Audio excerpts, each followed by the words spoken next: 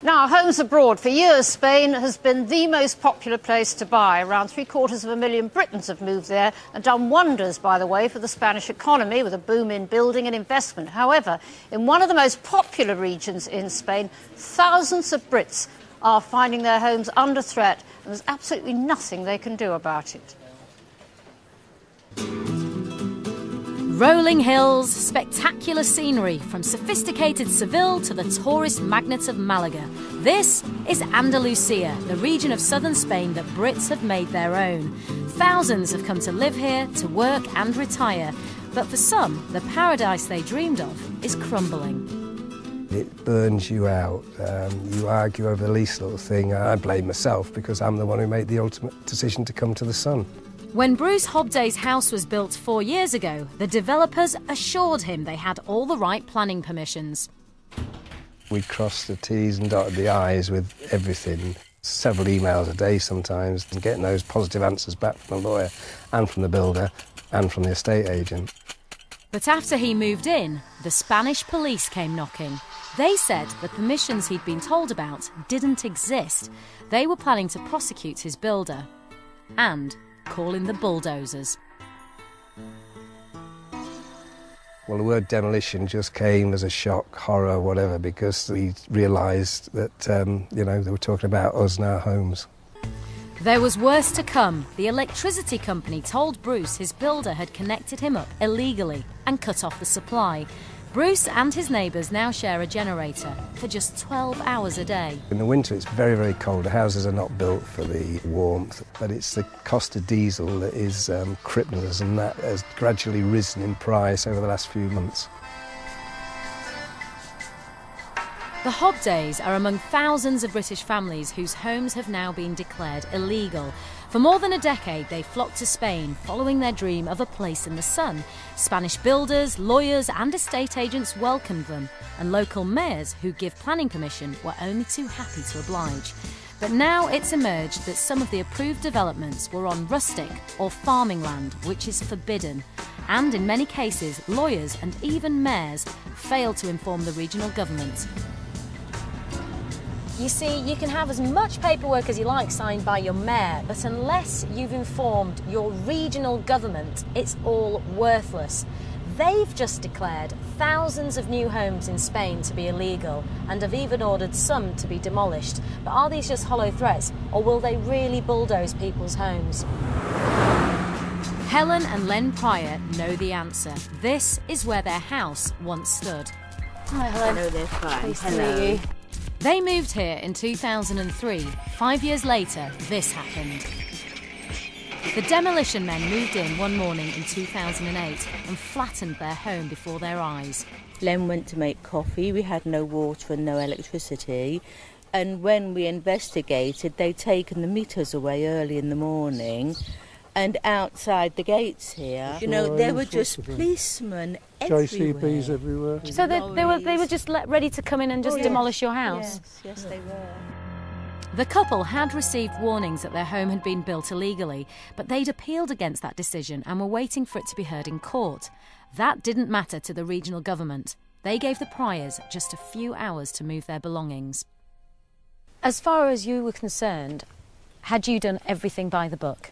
Exactly. Absolutely everything. Last year, a court in Madrid accepted that their house had been wrongly demolished.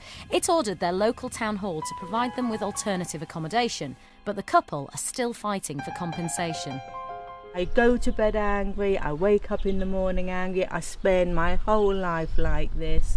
Being angry has kept me sane. Why are you both still here? We did nothing wrong. We have got to fight. And Len and I will fight with walking sticks and Zimmer frames if necessary. The case has become famous across Spain. The fact that it may be repeated has caused outrage, both here and in the European Parliament. As a national of Spain, I am ashamed to see what's going on in my country. And I have big concern for the future of the Spanish tourism business. Marta Andreasen is an MEP for the southeast of England. Well, the Spanish government should recognise the rights of the people who acquired the houses in good faith. And in the case where the houses have to be demolished because of environmental issues, then they should be compensated fairly. Although the regional government of Andalucia has already got one demolition wrong, it hasn't stopped it pressing ahead with plans for more. Recently, it's been sending letters to other British families who, until now, believed their homes were safe. Some people are finding those letters are the end of a very long legal process, a process about which they knew nothing. You see, whilst their homes were being fought over in the Spanish courts for years, no one thought to tell them what was happening until it was too late. Well, we had all our paperwork. We didn't expect it to happen to us. We've done everything that we could know to be right, to be legal, to not hide anything at all. Christine and Noel Payne moved into their Spanish home in 2003.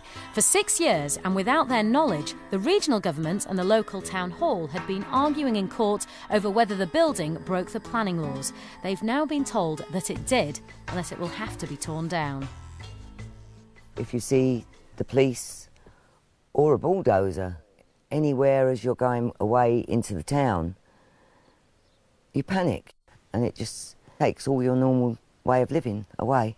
We couldn't understand how that could go for 6 years without being told anything that was going on. I don't understand how that can happen. Many of the British families here could only buy their property after selling up at home and putting all their savings towards their new purchase. If the bulldozers do move in, they'll lose everything. And recently, the threat of demolition got even closer for people living in this region of Spain whose houses have been declared illegal. Not only have they been let down by their local mayor, now the regional government could pull down their homes in just 1 month. It's what the Spanish newspapers are calling express demolition. This fast-track process is designed to stop new illegal development springing up. But those who've lived here for years fear it could be applied retrospectively, meaning their own homes could be earmarked for express demolition. Our concern is that it's not clear in the text whether that can be applied to illegal houses of long standing. And it has not been unknown for the governments in this area to act hastily in the demolition of houses. While Spain remains the favourite destination for British expats, the outlook's far from sunny for some of those who've moved here. They've been hit by the financial crisis, rising unemployment, negative equity, and now the threat of demolition. For them, the Spanish dream could soon turn to dust.